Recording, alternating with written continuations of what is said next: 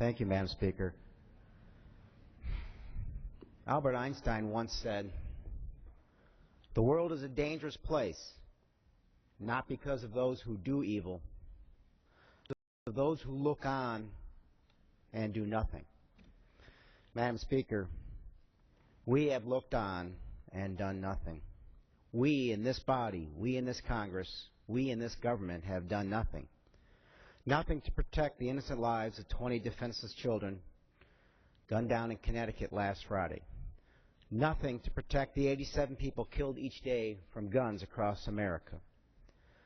Nothing to stop the epidemic of senseless gun violence that plagues not only our major cities like New York and Chicago, but countless small towns throughout our nation. Towns with names like Newtown, Aurora, Tucson, DeKalb, Blacksburg, and Littleton. In the nearly 4 years I have been a member of this body, this House has not held a single hearing, not one, to address gun violence. While over 30,000 Americans die each year from gun violence, while over 400 lives have been lost to gun violence in my hometown of Chicago, people are dying every day. And we in this body have been afraid to even talk about it. This crisis demands our action.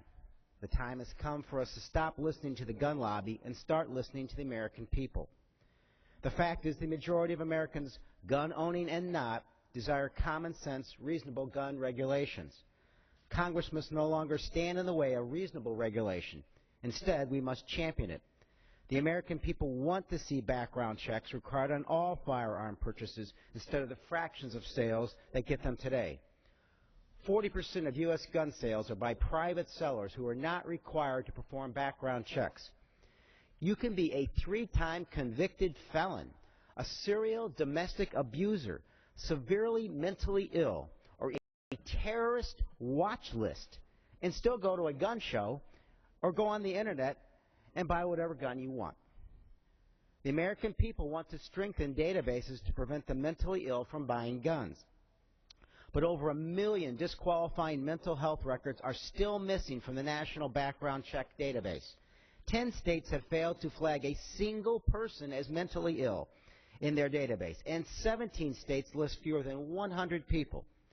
Americans want to see the assault weapons ban reinstated and keep military weapons off our streets and large-capacity ammunition clips banned to keep dangerous ammunition out of the hands of madmen. Let's face it.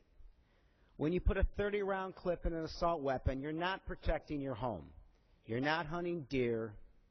You are hunting people. We have hid from this fight for too long. For too long, we have used politics and the Second Amendment to cover up our lack of action.